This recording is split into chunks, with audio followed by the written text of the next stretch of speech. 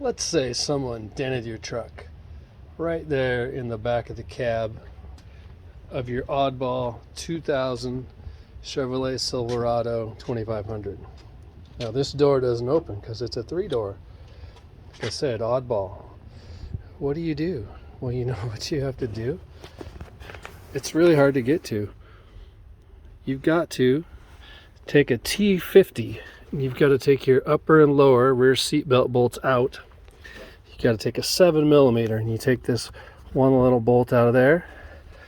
And you have to take an 18mm. And these two bolts for the back seat are easy to get to. Power those out with a impact. But the other two on the other side, let's go ahead and get those out. You've got to pop this back seat out so you can get it over. Then you can take this door panel off the rest of the way and put a foot in it, because that's what I'm about to do. Now, once your back seat is out of the way, you may find some hidden treasures in the back of your truck. For me, not so much. Got my spare tire kit all ready to go with the jack. I even got a mini shovel. So you're basically fighting just to get to this one piece. Got to pull this out and just pop all the plastic inserts that hold that thing out and lift it on up out of there, and you're almost ready to go.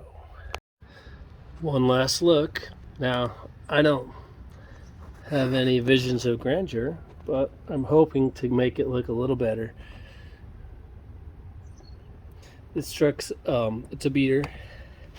It came from the auction wrecked about a decade ago. It's been a great truck, don't get me wrong, but the 3-door, it's a bit of a weird one, and it is a bit annoying sometimes.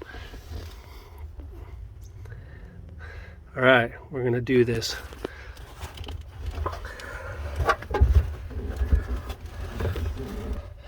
What I need is something to hold on to.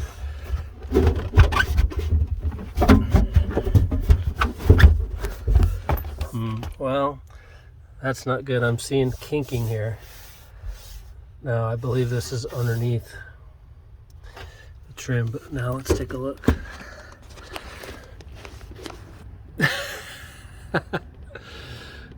All right, well, I need to go a foot a little farther back and down. I've hardly put any pressure on it. I don't know if it's better or worse just yet, but I think I'm gonna go for a 2x4. I'm gonna pry a 2x4 in there and just kind of give it a couple pulls and see what we can do. Well, it's a little straighter. I could have taken extra care and tried not to kink it, but I did. And if it was a good truck with a good body, I probably would have just taken it in and had a professional dent massager work that baby right out. But it's par for the course. It's a good truck with that's beat, so it's kind of just my style. I don't have to worry about it. Stuff happens to it. Kind of like the rest of the bed. Whatever happened to it, but this is before I bought it. You know, it's just kind of an ugly truck. So that's about as fixed as it's going to get. I'll take a little, I could probably just do a little bit of rubbing compound real quick, because it'll buff right out. All right. That concludes fixing a body dent on a 2000 Silverado.